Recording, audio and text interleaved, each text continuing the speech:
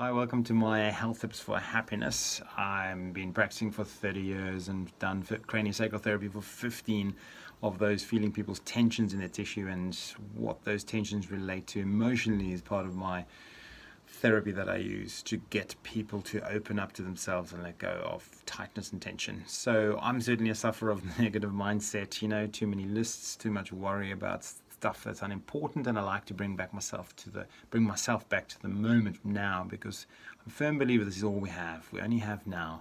Eckhart Tolle talks about the power of now. Fantastic start out book about living today in the moment. It's very important, isn't it? So if now makes our past, now every now is important.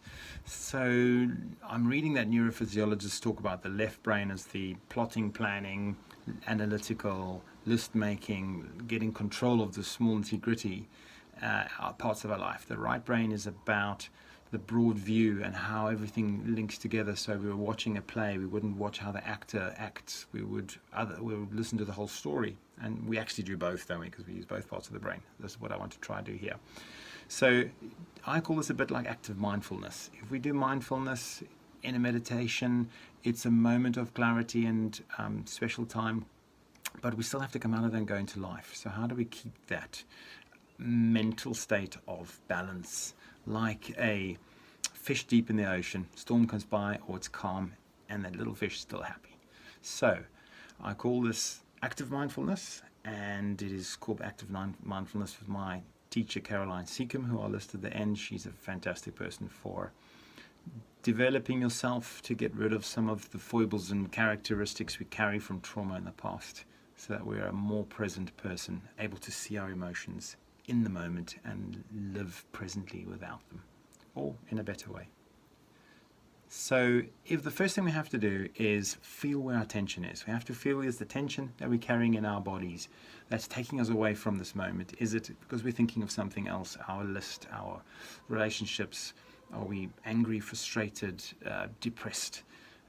So feel where that is. We carry it in our tissues as a tension. So I want you to feel where that is in your jaw, in your shoulders, in your stomach, and in your throat. Most people don't speak and they hold their throat tight. So it's a case of letting that muscle go, relaxing into that moment of letting go. Just feel it. Don't think this. This is a feeling, right-brained, larger picture than the nitty-gritty of how we get there, one step, two step.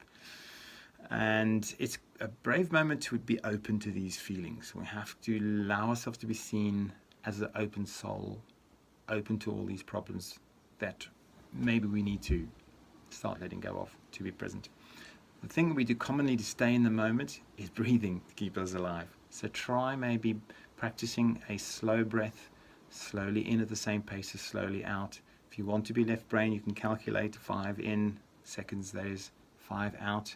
If you want to just allow the feeling of a nice, slow, constant breath to bring you back to the moment, letting go of the tension we have, letting go of the thoughts we have, and then being right here, right now, is exemplified by, if you, like me, believe in some sort of creator, I believe in God, you can believe in whatever you like, but if we're made in the light of God's love, and everything on earth, animals, plants, our fellow people, are all made in the light of God's love. To be able to be expressive of that love in the moment, open, aware of your breathing, releasing this left brain thoughts we carry that become analytical and nitty-gritty and packaged, and we just allow ourselves to float. Isn't that one of the best things we can do?